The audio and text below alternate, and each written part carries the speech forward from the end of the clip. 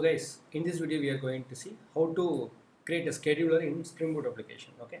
So as we know, in the Spring Boot application, first we need to create it will be already there in this main class. So in the main class, I added the annotation called enable scheduling. Okay, this annotation is very important in order to enable the scheduling. So enable scheduling I added in the main class. Okay, so now I'm creating a new class called scheduler with the annotation of configuration. This annotation is very important because without this annotation, if you're trying to create scheduler, it will not work. Because in order to scan this class in our Spring Boot application, we need to add this annotation called configuration. Okay.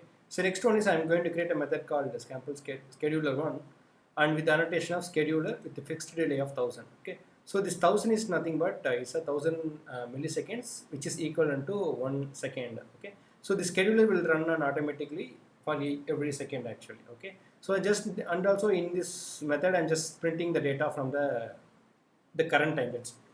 I didn't write any complex logic within the scheduler. Okay, so now let me run the program. Okay, so the main advantage of scheduler is like whenever our Spring Boot application, the logic will execute only when the user is or the client is giving the request, and our Spring Boot application will give the response.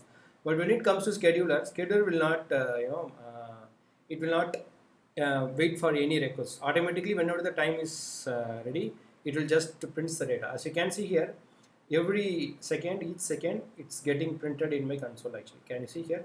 53, 54, 56. For every second, the scheduler will run in my system. Okay. So now we will do one more scenario. With the same time, instead of 1 second, which means 1000 milliseconds, I will put 5000 milliseconds, which means 5 seconds. Now if I run the program, this will run for every 5 seconds, and you can see the output without any request. So as you can see here, the main advantage of scheduler is it will not expect any request.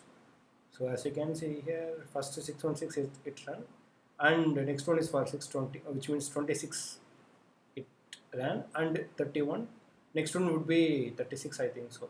Is it correct? Yeah, 36. Next one would be 41 second. Okay. So this is what about the scheduler here. So scheduler, main advantage of scheduler is like we don't need to provide anything. So automatically whenever the time is getting executed, getting matched, then this scheduler will run. And here I have mentioned the fixed delay. Fixed delay means like it is can't keep its scheduler which runs on every 5 seconds or whatever the timing that we are providing. In case if you want to execute on a particular day or a particular timing like daily 12 o'clock or daily 1 o'clock, after 1 o'clock on this time, then we can also have some schedulers called CRON job that you can mention, you can read it in the documentation of Spring Boot application. Okay, this is just an example. If you want to more about this scheduler, just or put it in the comments. I will explain in the next video.